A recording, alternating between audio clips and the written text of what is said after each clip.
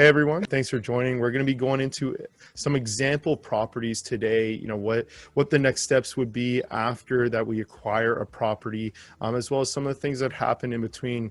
First things first, Gene, Jay, how are you guys? Doing well, still going slow because of COVID. Hey, it's okay. It's okay. Markets are doing well though, so hopefully that continues. Yep, absolutely. Yeah, so let's just hop in.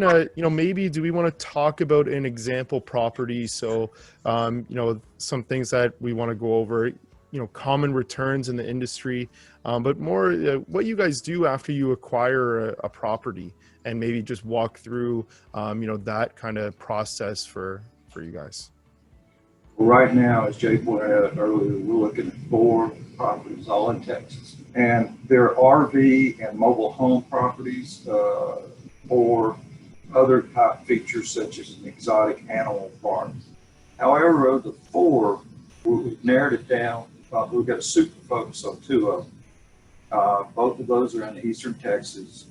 One on Sam Rayburn Reservoir, which is the #1 fishing and boating lake in the United States, and the other one on Toledo Bend Reservoir, which is #2 fishing and boating lake.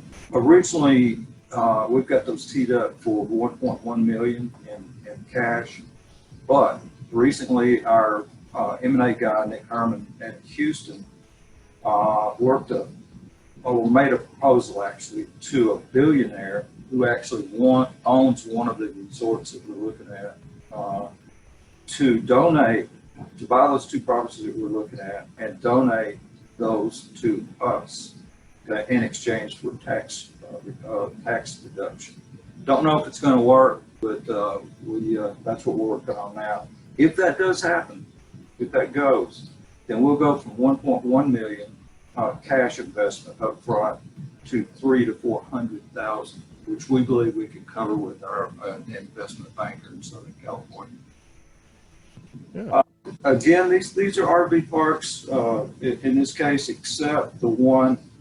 One of them it's a huge property. It's over 1,000 acres, of which we only want 150 of it. It was built for an executive corporate retreat by top executive with international paper.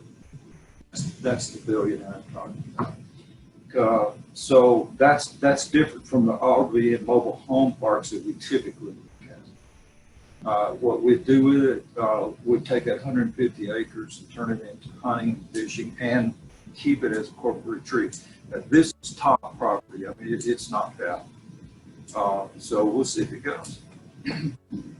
Yeah. Do you want to maybe in Gene, do you want to kick it off maybe? And I'm thinking what would be interesting, no names. Let's just pick an average RV park that you buy. Let's, awesome. We've already bought it. It's in our possession.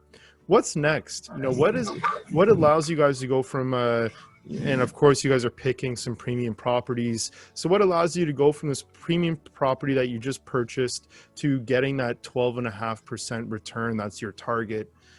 What goes into it? What's the steps? And maybe just help paint the picture for people that are like, okay, they bought this piece of land. Now what? We negotiate the engineer 12.5 up front on everything we do.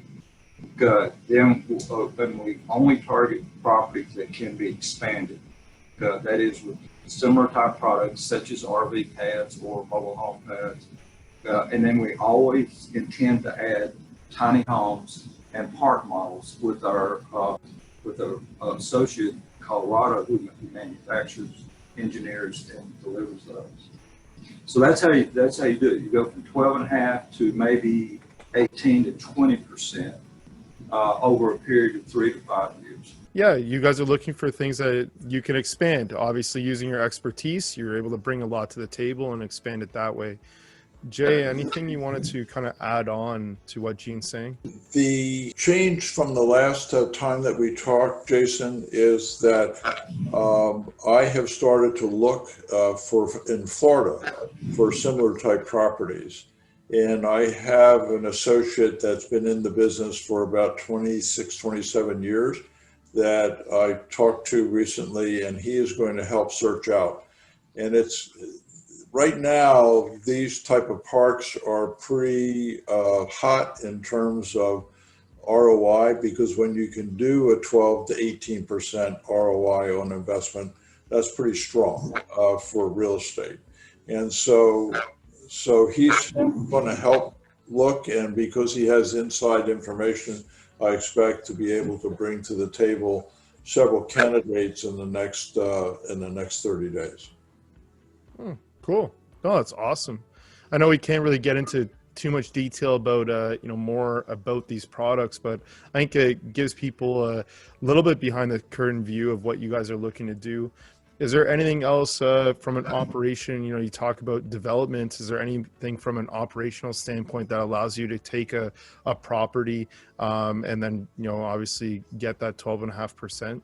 We have husband and wife teams who are younger that will run these properties for us. We've already got them teed up, and the way we did that is just over the years working in this industry. You meet people and talk. No, it's awesome that you already have people that'll run these for you. That's cool. Well, I guess going into more, again, examples in the industries, obviously, Gene, you've got an incredible background, Jay as well.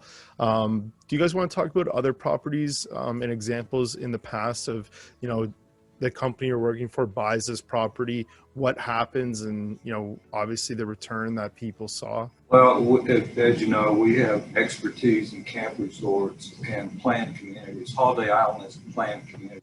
We can, those are available all over the United States. You can buy at a discount, get them up to speed, keep running them for a profit, or flip. For example, Holiday Island is 4,500 acres. It's got 3,000 permanent residents. It's got 100 miles of water and sewer lines, central water and sewer lines, and roads to each 5,000 lots. There are several of those available, some smaller, some bigger, some more premium than Holiday Island, but they are available. Camp resorts are available also, particularly on the West Coast, Florida, and Texas. So we have particularly expertise in those areas. We're not targeting those first things.